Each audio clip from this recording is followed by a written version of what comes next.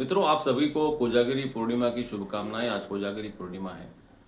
आज का चंद्रमा बहुत सुंदर होता है, मन को शीतलता देने वाला होता है। इसलिए आज हम कुछ ऐसी बातें करते हैं जिसमें सभी के मन को शीतलता मिले।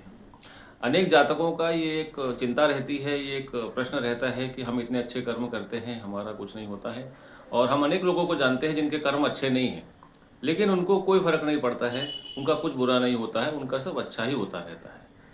तो इसके लिए मैं आपको बताता हूँ कि महाभारत का युद्ध समाप्त होने के बाद जो एक संवाद हुआ है विदुर और धृतराष्ट्र जी में, उद्योग पर्व एक है, उसमें श्लोक नंबर कुछ 33-40 ऐसा कुछ है। उसमें ऐसा है कि धृतराष्ट्र पूछते हैं विदुर से कि अब मुझे ज्ञान दो। तो विदुर प्रारंभ में कहते हैं कि राजन अब तो सब कुछ हो चुका है, मिट चुका है। फिर विदुर सोचते हैं कि चलिए आने वाली पीढ़ी के लिए कुछ हो जाएगा।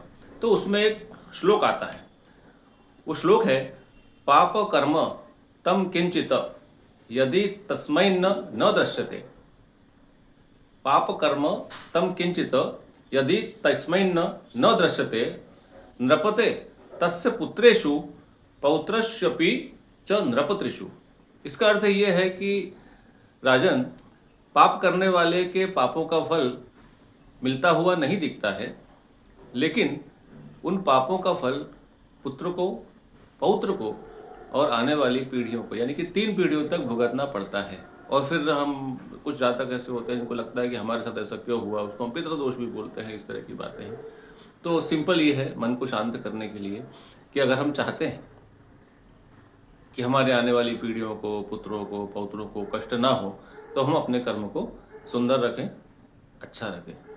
पुनश्च कोजागिरी पूर्णिमा की शुभकामनाएं। धन्यवाद।